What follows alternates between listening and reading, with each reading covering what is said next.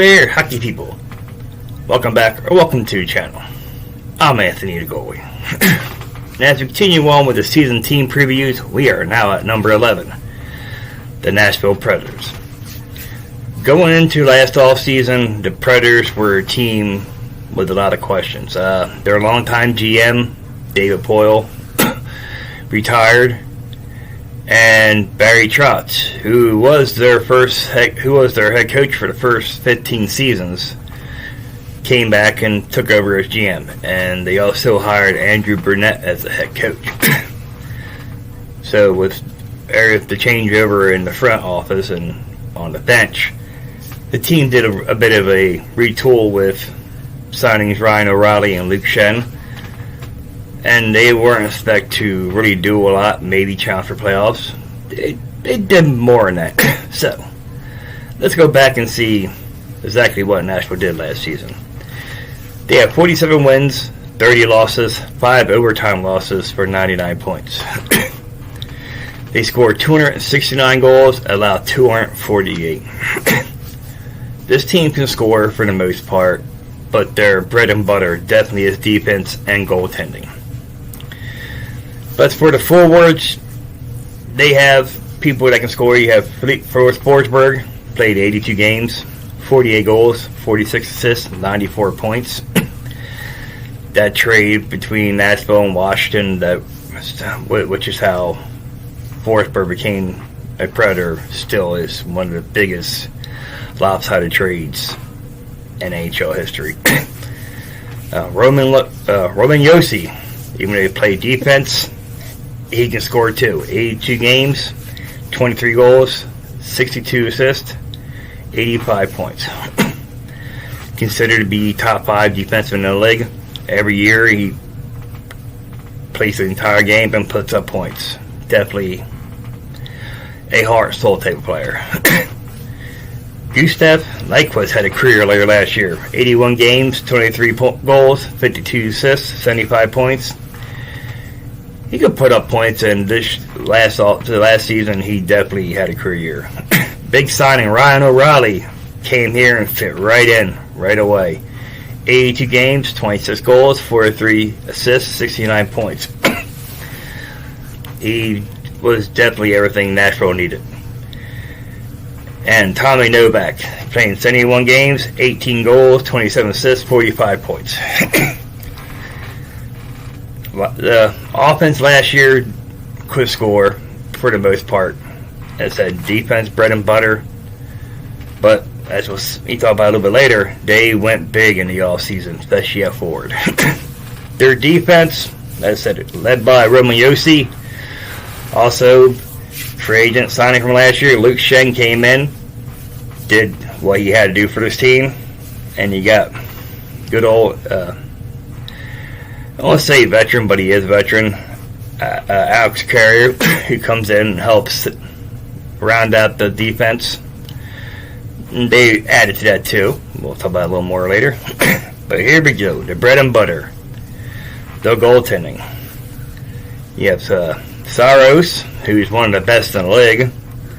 He played in 64 games, 35 wins, 24 losses, 5 overtime losses, a 2.86 goals against average, and a .906 save percentage to go along with 3 shutouts. He is a top 5 goaltender, and during the offseason, he signed a 8-year extension, so he's sticking with the team pretty much the rest of his career. Kevin Lankinen was a backup last year. He appeared in 24 games, 11 wins, 6 losses, 0 overtime losses, a 2.82 goals against average, 8.908 save percentage, and 1 shutout. He played well for what his job needed, and he left in free agency. Yaroslav Askarov was big news and still is big news right now for Nashville. He appeared in 2 games this last season. 1 win, 0 losses, 0 time losses, a 1.47 goal against average, and a .943 save percentage. Young top goalie prospect in the league, And I said he is news right now because with Saros signed the 8-year extension, and this is a subway into who left in the offseason. Or they also, with Askarov seeing Saros sign an 8-year extension, and they also bringing in Scott Wedgwood from Dallas on a 2-year contract. He saw the path to the NHL close for now. So he demanded a trade and went to San Jose. They got a decent deal for him. So I've seen people saying it's not enough. You got to remember, right now with Askarov, you're going off potential.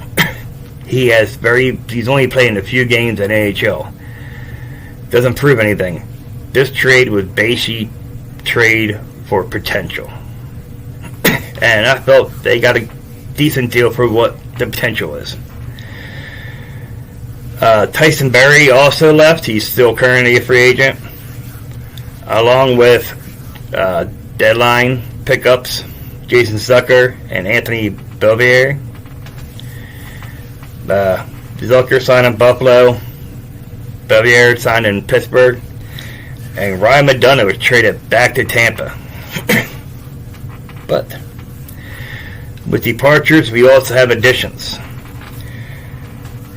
Nashville was the team that went big in the offseason. They signed Steven Stamkos from Tampa, Jonathan Marchessault from Vegas, Brady Shea from Carolina, and as I mentioned earlier, Scott Wedgwood from Dallas.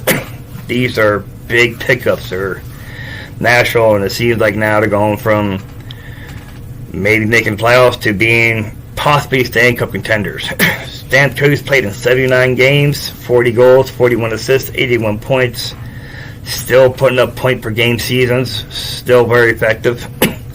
Marchessault came off a 69-point season. Brady Shea was a defensive-minded defenseman, or you can put the puck in too. Played in 80 games, 13 goals, 34 assists, 47 points. And Scott Wedgwood appeared in 32 games for Dallas, 16 wins, 7 losses, 5 overtime losses, a 2.85 goals against average, and a .899 save percentage.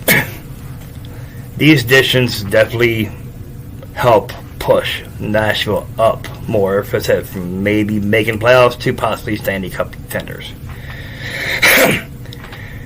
As far as the cap goes, when I did this research, they had about $600,000. But since the termination of Ryan Johansson's contract, which that's still to be settled, since then I looked it up, and now they have about a little over $3 million in the cap space. So we'll go with that for right now. They still have 3 roster spots to fill.